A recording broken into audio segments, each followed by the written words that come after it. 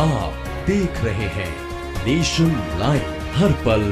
उत्तर प्रदेश की राज्यपाल आनंदीबेन पटेल आज शाहजहांपुर पहुंची, जहां उन्होंने बरतारा गांव स्थित विनोबा सेवा आश्रम में आयोजित आशीर्वाद कार्यक्रम में हिस्सा लिया।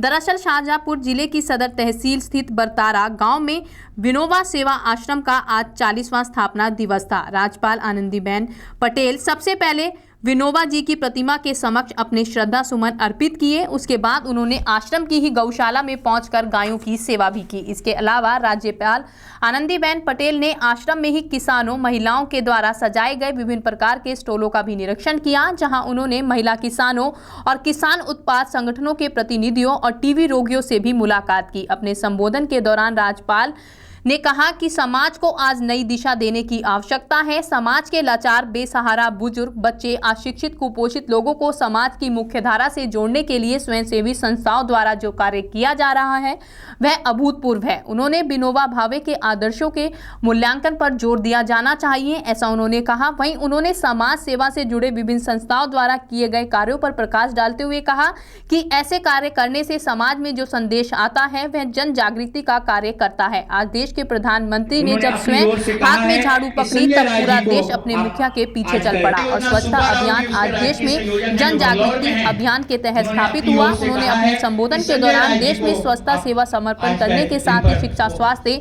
और स्वावलंबन पर जोर देने का भी आग्रह किया। आपकी स्कूल्स, कॉलेज, केजी, ये सब एक गुणवत्तापूर्ण शिक्षा प्राप्त कर रहे हैं बच्चे। दूसरा मित्र,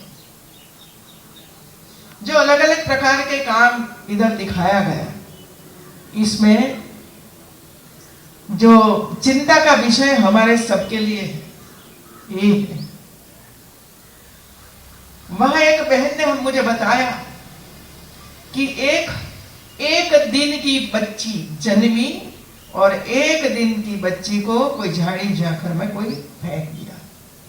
वो बच्ची हमें मिली और उनकी 7-8 दिन तक हम लोगों ने हॉस्पिटल में उसकी सेवा की, बचाया, उसको स्वस्थ बनाया डॉक्टरों ने, और बाद में उसको कोई अनाथाश्रम होगा इसमें वो बच्ची को रखा गया।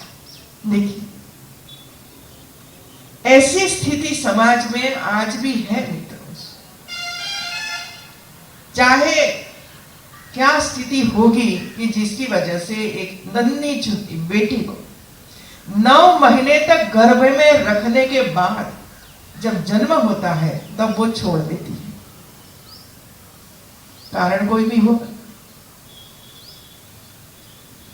लेकिन दूसरी ओर ऐसी भी संस्थाएं हैं कि ऐसे जो बच्चे छूट जाते हैं, फेंक देते हैं,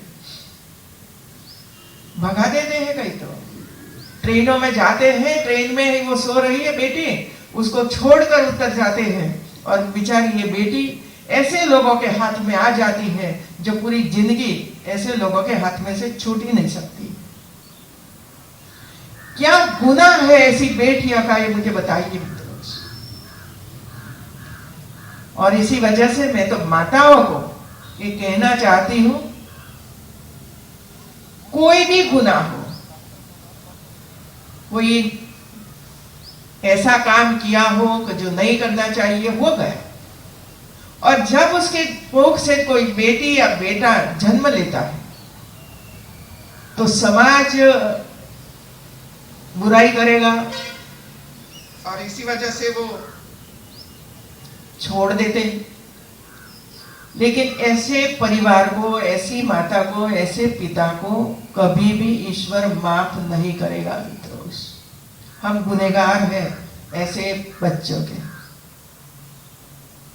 लेकिन दूसरा समाज भी है जो ऐसे बच्चों को ढूंढ ढूंढ कर अपने आश्रम में लाकर उसको खिलाते हैं, तैयार करते हैं, सिखाते हैं, आगे बढ़ाते हैं और धीरे धीरे करके ऊपर जाते हैं।